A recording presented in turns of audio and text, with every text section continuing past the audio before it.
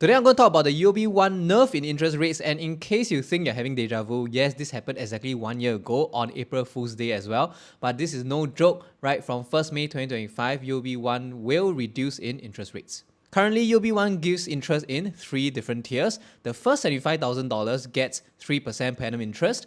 The next $50,000 will get 4.5% per annum, and the final $25,000 will get 6% per annum.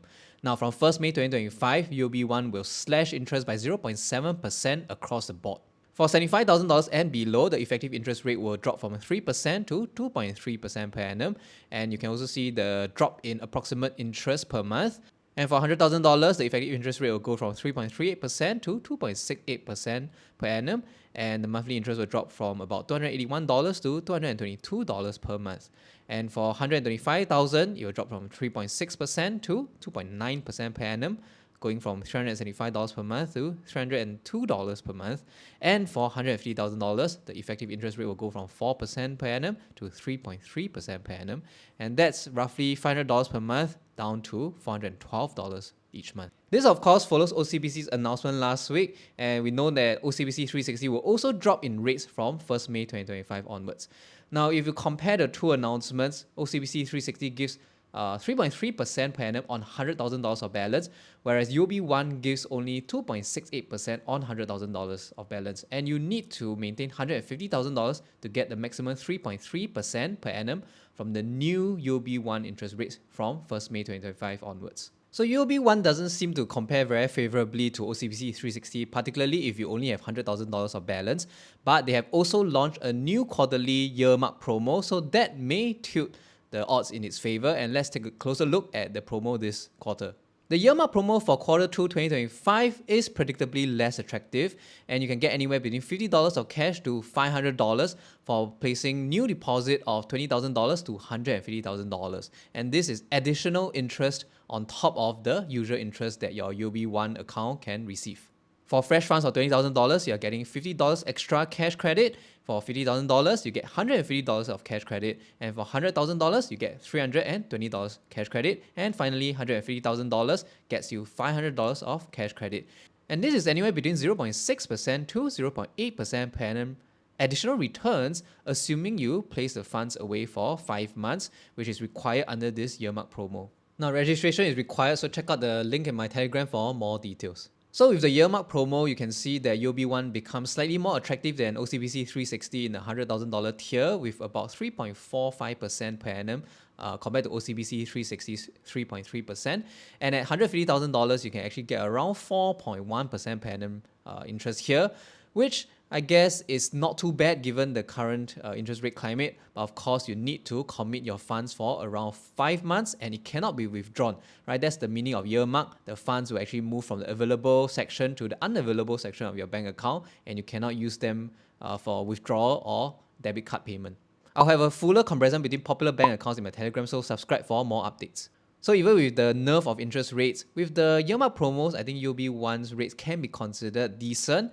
And there's another thing that UOB announced that can actually tilt the scales towards UOB One, and that is the tax repayment promo that they have announced, where you can get 6% cashback or rebate on your tax payments. And I think that's actually worth considering. If you maintain $30,000 to $75,000 in your UOB One account, you can get 6% on up to $166.67 of tax payment, and that's a rebate of $10.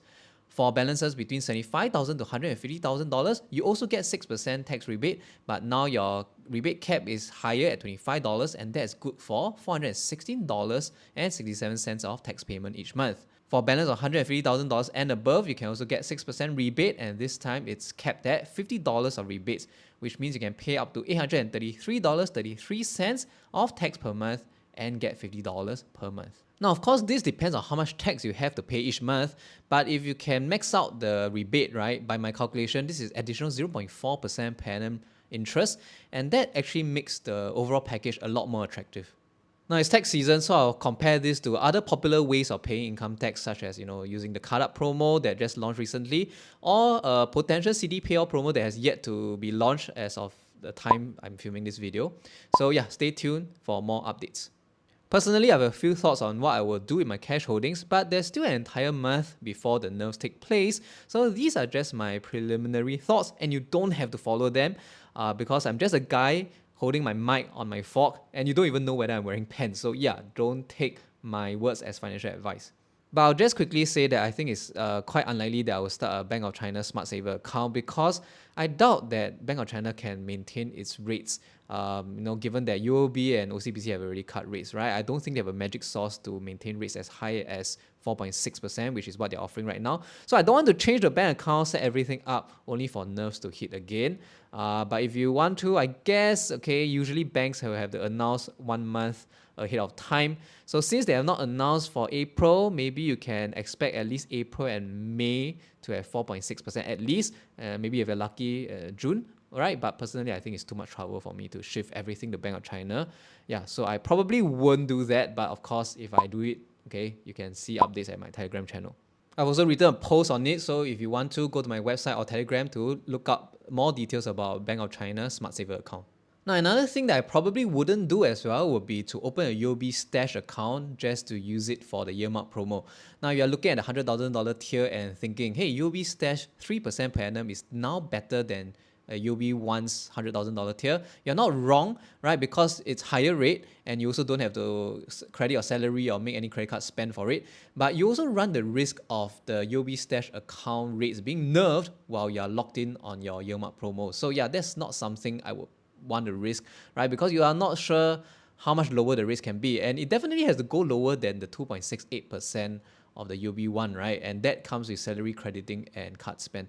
So yeah, that's something that I will avoid doing. Although I think I might use it as a secondary account to store cash in the meantime, but that really depends on what happens over the next month. Now, I think what is likely going to happen come 1st May for my cash holdings will be I will withdraw my funds from OCBC 360, put it into UOB One, and then top it up to $150,000 and participate in the year-mark promo.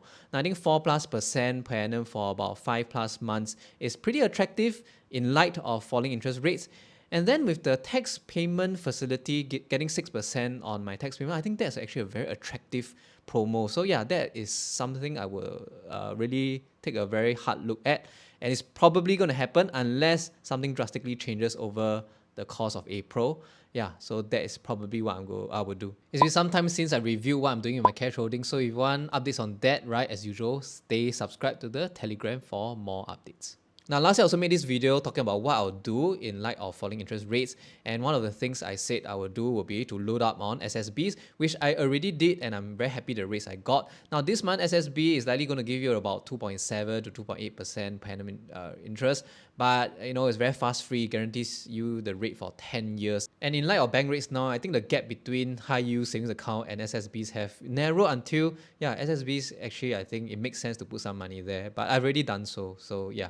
And another thing I said in that video is also to treat my short-term goals, my medium-term goals, and long-term goals differently. So I've been keeping a lot of cash because I keep wanting to change and move my place. Hopefully I can give you some updates soon. So stay subscribed to the Tele for more updates. And also check out this video where I talk about what I'm going to do with my funds in light of falling interest rates. And I'll see you in that video.